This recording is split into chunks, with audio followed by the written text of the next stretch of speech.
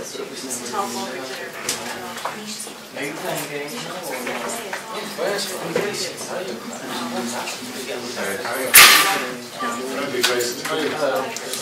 Okay, folks, you're very, very welcome.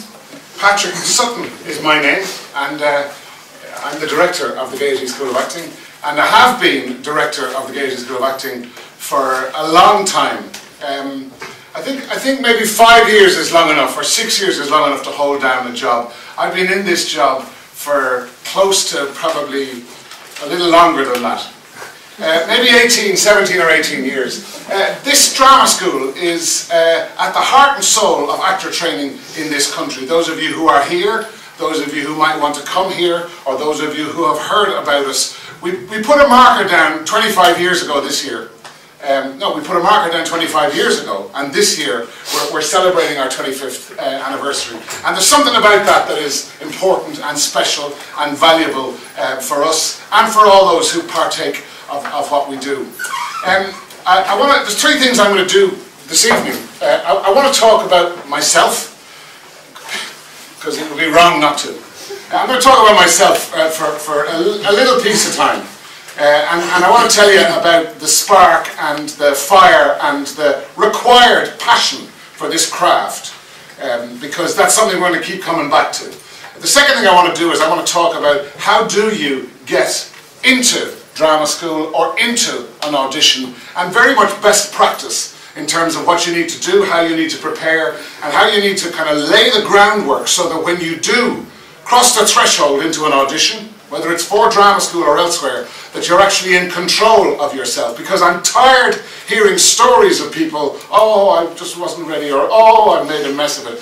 You know, we've got to minimize the opportunities for you to get it wrong and maximize the opportunity for you to get it right. So when you cross the threshold, you're actually on fire and you're ready to offer what it is you have to offer. The third thing we're going to look at is the industry out there. So once you come out of drama school, how do you talk, and how do you behave, and where do you want to go with your talent? Because it's not about, I've come out of drama school, or I'm ready to go into the business, and I just want to do everything for all people. I just want to be anything. You know, and I'll talk a little bit about the requirement to be quite particular and quite specific as to how you define your market, how you brand yourself, and how you communicate your brand to the world out there. This sounds like a business convention, but anyway, we'll come to that in a moment. Central to this whole business that we're in is the absolute imperative, in my view, that if you don't have the fire in the right place, you're in the wrong game. If you think it would be nice to maybe possibly skirt around the edges of maybe possibly being an actor, you're in the wrong game. You need to pack up and you need to go, and you need to go and do something that actually does fire you, does charge you, does energize you, and in turn other people. Because there's nothing worse than an industry populated by people who are mediocre, people who are average. You don't go and see a play expecting, you often go to see a play and what you see is mediocre and average. What we're at here, and what we're all at here in this room hopefully, is trying to find a way to actually reduce the opportunities of being average, mediocre. Nobody wants to do a show and for somebody to say, oh, you were mediocre. You were really mediocre. And you were average.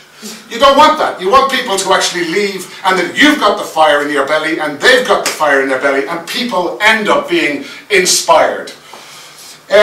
I was at a boarding school for ages. I mean, not more than average. I mean, I was at a boarding school. And in the boarding school I was told very definitely that I was going to go to business school.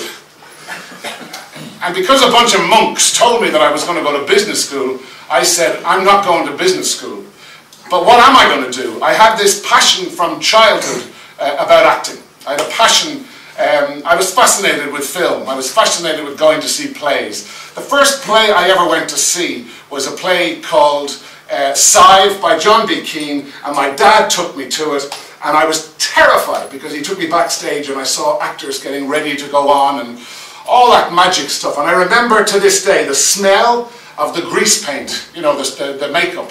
And it was a very distinctive smell, and that's when the bug had bitten. But I knew when I was at high school or at secondary school that it wasn't possible for me to do that and fulfill and achieve my dream, because everybody in the school had said, you're going to be a businessman. So anyway, I said, I'm not going to be a businessman. And this monk came along and gave me 3 things. He said, here's a copy of a play called The Birthday Party by Harold Pinter. What's that about? Here's a play called Waiting for Godot by Samuel Beckett. What's that about? And here's a book called An Actor Prepares by Stanislavski, which is the ultimate, in one sense, the Bible a Bible for actor training. As soon as he gave me those books, I realized that there was another world out there that I was going to go and take my place in. And I figured out that because there was nowhere at that time, this is the mid-70s, there was nowhere at that time to train to be an actor in Ireland, that I was going to go to England. And I got involved in a 4-year intensive actor training program in England, and my life changed. Suddenly I realized that what I had to do, I had to do it, and I was allowed to do it, and I was able to do it. And after the first 3 months were pretty crazy, because, you know, I remember I'd come from an all-male Catholic boarding school, and suddenly I'm at a drama school in England. Those were very interesting days. I'll write about them one day I'll write about them, but they were very interesting days. And gradually, day in, day out, I kind of found that I actually had something to say. I had something to offer. This was in an England that didn't like the Irish at that time. This was in an England where there was a lot of negative feelings towards the Paddy Irishman. And suddenly here was the Paddy Irishman trying to take his place, and gradually I found my voice.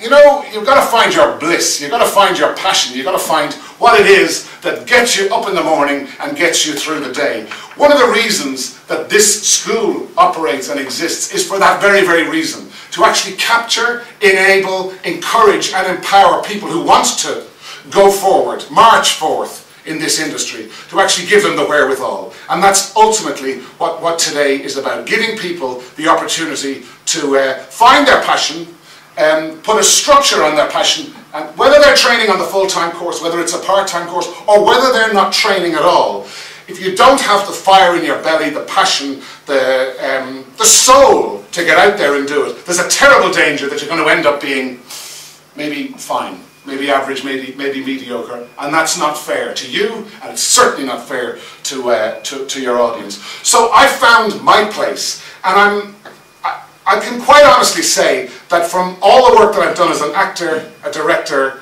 a writer, a teacher, I've yet to get up in the morning and say, I don't want to do that job, I don't want to do that, I want to be a baker, or I want to be something else. I've yet to have that day where I say, this is not for me. And I think I'm lucky, and I'm very lucky, and I think that's good. And the day that I do wake up and go, oh God, not that flippin' place, is the day I'll pack up and I'll do something else. Baking is interesting. I think baking, that's another story. So if you wanted to go, I want to talk secondly about getting into